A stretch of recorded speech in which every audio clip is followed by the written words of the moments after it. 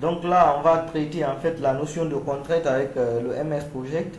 Donc, en fait, il y a plusieurs types de contraintes aussi. Il y a des types de contraintes qu'on appelle des types de contraintes flexibles. On a des types de contraintes semi-flexibles et des types de contraintes fixes. Qu'est-ce que ça veut dire? Donc, si je reviens ici, je prends en fait l'option avancée. Vous voyez, on dit type de contrainte. Il n'est pas en fait du tout conseillé de modifier ce type qui est là dès que possible. Ça veut dire que cette contrainte-là, elle est flexible.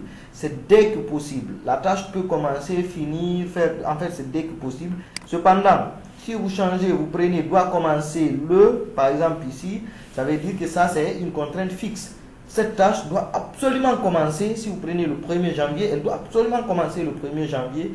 Donc, en fait, lorsque cette tâche ne commence pas le 1er janvier, elle peut en fait entraîner des difficultés de refaire des calculs en fait sur le diagramme de Gantt. C'est pourquoi en fait dans la gestion des tâches, il n'est pas conseillé d'utiliser en fait des contraintes de type fixe, de type fixe. Donc, je vous conseille d'utiliser toujours des contraintes de type flexible dès que possible et venir en fait jouer sur l'échéance. L'échéance, c'est une date en fait à laquelle la tâche doit absolument finir.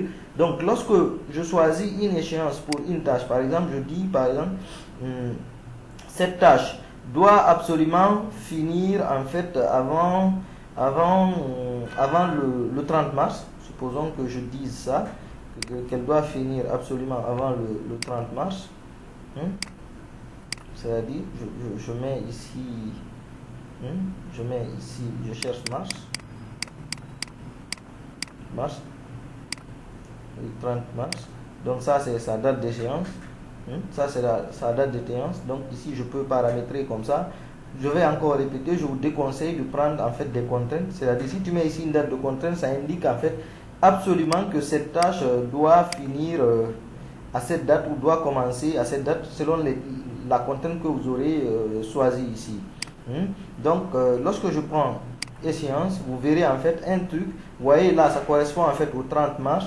Et vous voyez cette flèche verte qui vient s'afficher ici, qui indique en fait cette période-là, cette tâche doit absolument en fait finir à cette date. Cependant, en fait, ça ne veut pas, là en fait, il n'y a pas une contrainte qui dit, en fait, dans le calcul qu'MS Project va faire, il ne va pas en fait imposer ça. Quand en fait le client vous le recontactez, il vous dit en fait qu'il ne peut pas vous livrer, si c'est un sous-traitant qu'il ne veut pas vous livrer le matériel ou le service qu'il doit vous livrer à cette période, vous pouvez à tout moment en fait revenir repousser en fait l'échéance.